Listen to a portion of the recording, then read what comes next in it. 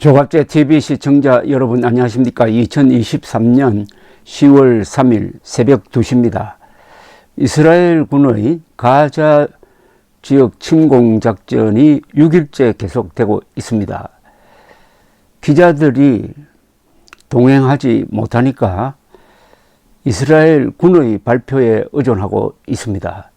이스라엘 군은 탱크 그리고 보병, 공중폭격, 미사일, 드론, 한포사격, 야포사격 등 입체적 작전을 펼치고 있는데, 하마스 세력은 전선을 형성하는 게 아니라 구석구석 숨어 있다가 대전차포로 탱크를 공격한다든지 하는 식으로 대응을 하고 있다고 합니다. 현재까지 17명의 이스라엘 군인들이 전사했습니다.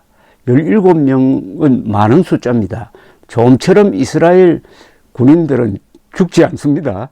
인명 손실을 최소한으로 유지하는 그런 작전을 하는데 17명 전사는 전례 없이 많은 숫자라고 보여집니다. 앞으로 더 많은 사망자가 생길 것으로 보입니다. 지난 10월 7일 기준으로 하면 지금까지 이스라엘 군인들이 하마스와 전투를 벌여서 죽은 인원이 300명 넘습니다. 하마스 측은 9,061명의 가자 주민들이 이스라엘 포격 내지 폭격으로 죽고 3만 명 이상이 다쳤다고 주장하고 있습니다. 검증된 바는 없습니다. 국경 없는 의사회는 약 2만 명의 가자 거주 주민 부상자들이 지금 치료를 받지 못하고 고립되어 있다고 말하고 있습니다. 지난 10월 7일 이후 이스라엘 공군은 약 1만 개가 넘는 표적을 폭격을 했는데, 지금 주전장인 가자 북부 지역에 있는 건물 중에서 약 4분의 1이 손상을 입었다고 합니다. 바레인은 이스라엘과 국교를 맺고 있는 몇 안 되는 중동 국가 중 하나인데, 가자지구 폭격에 대한 항의 표시로 이스라엘 주재 대사를 소환을 했습니다.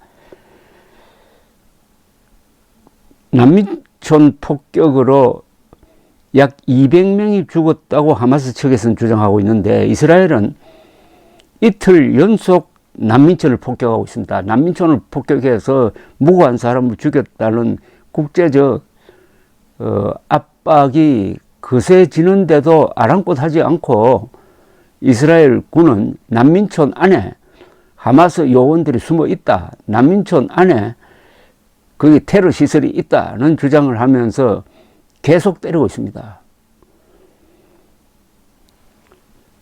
주전장인 가자 북부는 금년간에 이스라엘 군에 의해서 포위 차단될 것으로 보입니다.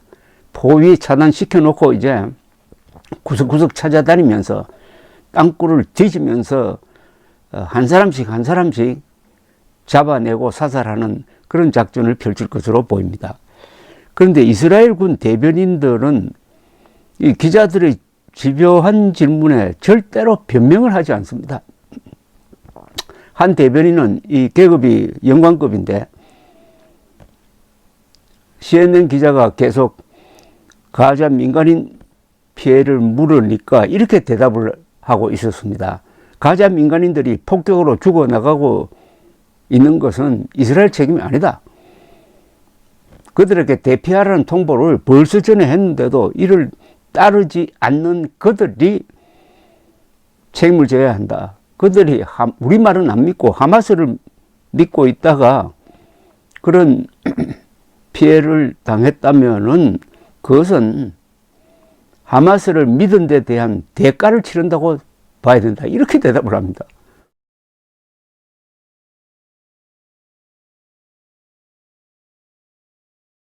군인들뿐만 아니라 총리, 장관, 국방장관 이런 사람들이 이 기자들하고 인터뷰를 하는 걸 보면은 너무나 당당합니다. 너무나 당당하니까 거짓말을 해도 믿겨질 것 같아요. 아마 거짓말도 당당하게 할 겁니다. 국익과 관련해서는 거짓말도 당당하게 하는 이스라엘 사람들입니다. 그래서 이스라엘과 관련된 최대의 미스터리가 해명될 것 같아요. 무슨 최대의 미스터리냐?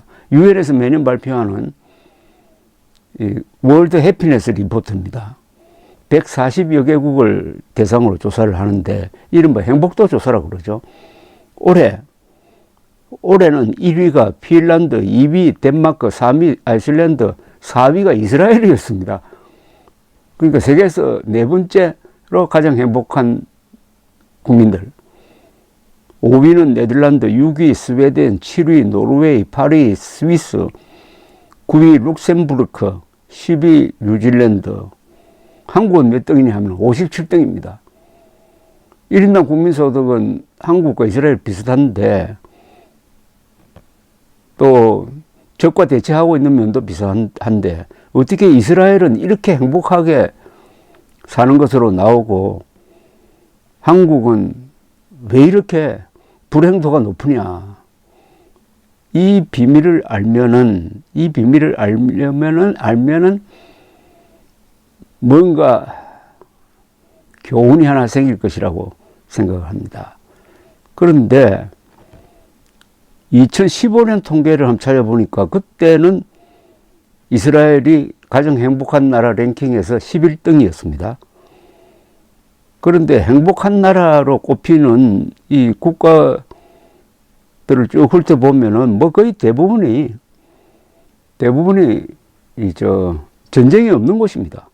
스위스, 아이슬란드, 덴마크, 노르웨이, 카나다, 핀란드,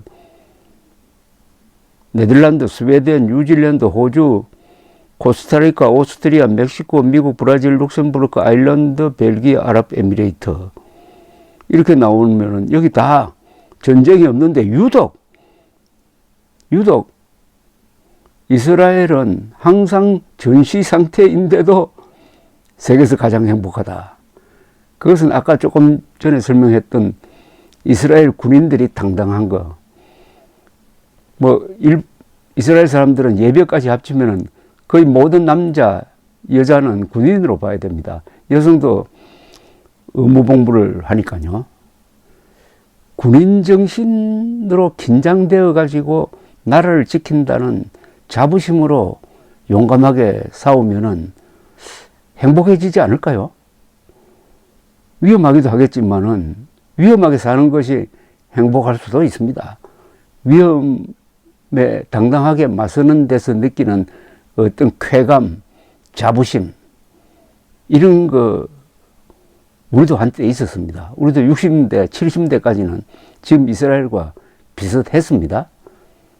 그런데 민주화를 거치면서 군사 문화에 대한 비판이 일어나고 좌파들이 득세하고 지역으로 갈리고 하니까 우리가 가졌던 애국심 그리고 자부심이 요사이는 많이 떨어져서 그러다가 보니까 삶의 보람을 찾지 못하고 자기 몫을 챙기는 그런 싸움은 열심히 하면서 국익을 위한, 국가를 위한, 자유를 위한 싸움은 생각도 하지 않는 이런 이기주의자가 되고 말았습니다.